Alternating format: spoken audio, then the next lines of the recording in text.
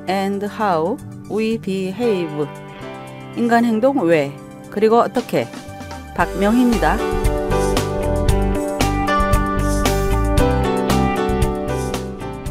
오늘도 평안으로 가는 12걸음 중 6번째 걸음인 준비하기를 진미 씨의 예를 보며 인간 행동의 원인과 치유 방법을 생각해보죠. 16세기의 스페인의 영성가 십자가의 요한, John of the Cross는 낯선 신학적 용어를 제시합니다. 그것은 어두운 밤, The Dark Night입니다. 어두운 것은 캄캄함과는 구분이 됩니다. 어둡다는 표현은 깊어서 지각할 수 없다는 것이죠. 그래서 우리의 감각이 잡아내지 못하고 우리의 이성이 가늠하지 못합니다. 그 가운데 설 때 막연하면서 모호하지만 그 깊은 곳에서부터 무엇인가 질적 변화를 도모하는 만남이 이루어진다고 했습니다. 이것을 그는 시로 표현했습니다. 8번의 연작에서 5번째 시인데요. 오, 인도하는 어두운 밤이여. 오, 새벽보다 더 달콤한 어두운 밤이여. 오, 묶어주는 밤이여. 사랑하는 이와 사랑받는 이를, 사랑하는 이와 사랑받는 이를 하나 되게 하는도다. 이 어두운 밤의 시를 읽노라면 예전 이집트 홍해의 산호초 사이에 쉬면 블루홀이 기억납니다. 깊이를 가늠할 수 없는 푸른색 바다는 햇살을 삼켜버리고 어두운 색깔을 띱니다. 서늘하지만 아름다운 풍경이었죠. 그 블루홀 안에 전 세계의 다이버들이 뛰어든다고 했습니다.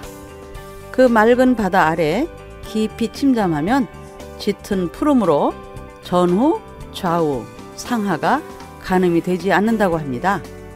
그 빛깔의 고음에 자신을 잊어버릴 지경이라는 거죠.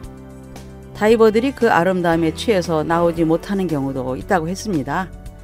저는 비록 위에서 내려다 보았을 뿐이지만 그 광경이 생생히 상상이 됩니다.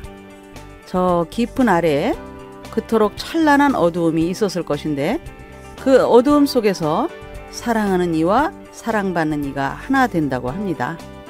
아마도 이는 다른 차원의 경험이겠죠.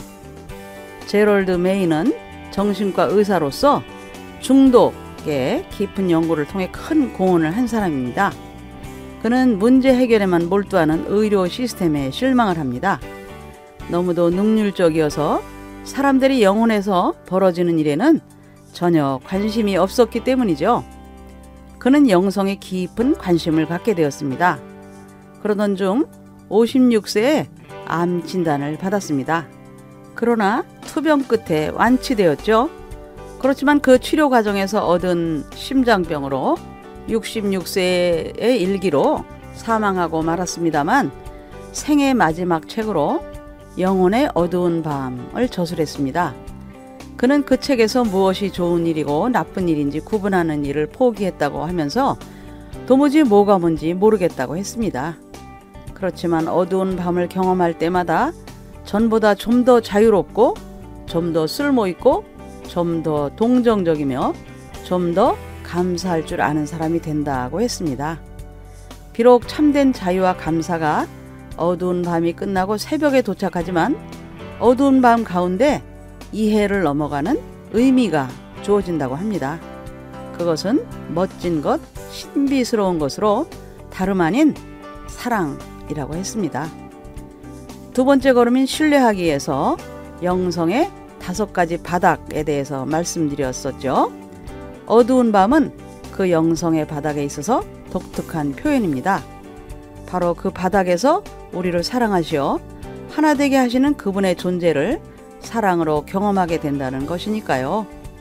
가장 고통스러운 고난의 현장에 모든 것이 산산이 부서지는 듯한 괴로움이 역설적으로 나를 다루시는 사랑의 증거라는 것이죠. 바로 그곳에 십자가가 놓여 있습니다. 엘리 엘리 라마 사박다니, 나의 하나님 나의 하나님 어찌하여 나를 버리셨나이까. 바로 그 순간이 모든 것을 하나 되게 하시는 사랑의 정점이었던 것이죠. 신앙은 역설을 수용하는 과정에서 확장되고 고양됩니다.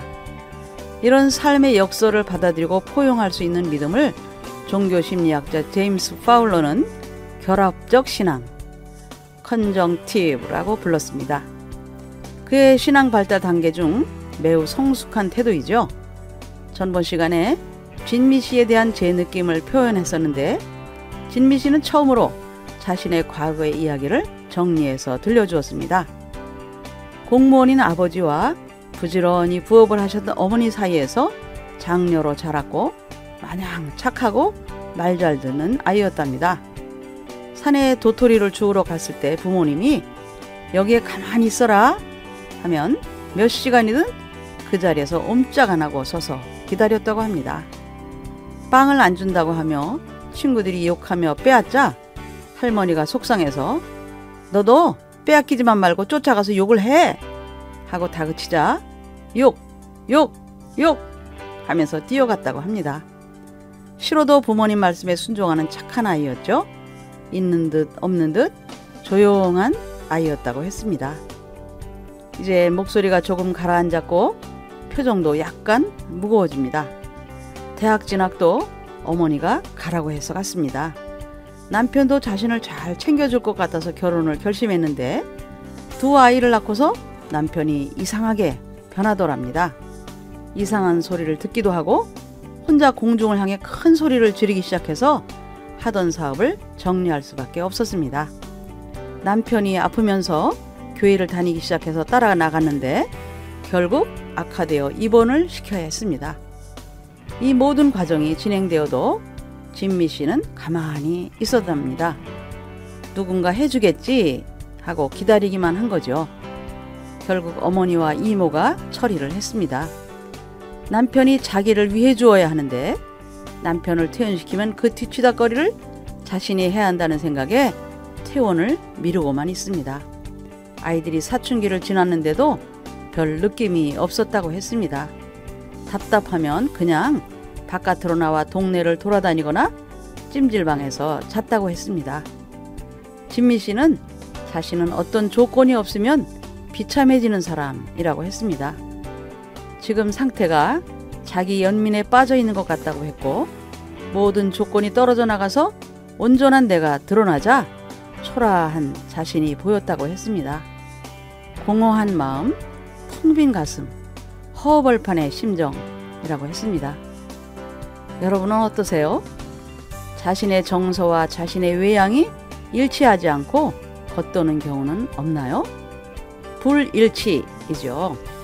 이런 모습을 위니캇이라는 심리학자는 거짓 자기, false self라는 표현으로 규정했습니다. 자신의 깊은 내면을 의식적인 자아가 느끼지 못하는 상태이죠. 대부분의 행동이 무의식에서 나오는 것이니까요. 그런 진미 씨에게 하나님은 어떤 분이실까요? 과연 진정한 하나님이셨을까요?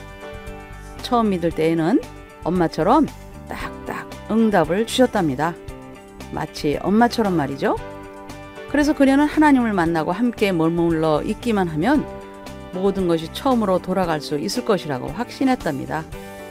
그런 하나님께 자신은 그냥 순종하기만 하면 되었다고 했습니다. 그런데 지금은 침묵하시는 것 같고 좀 매정하게 느껴진답니다. 이제는 아무도 없는 광야에 던져진 것 같다고 했습니다. 진미 씨에게는 어떤 모습의 하나님이 진정한 모습일까요? 그러던 중 만나게 된 12걸음에서 진미 씨는 어떤 하나님을 경험했을까요? 네, 다음 시간에 이어서 계속 생각해보죠. 여러분, 다음 시간까지 안녕히 계세요.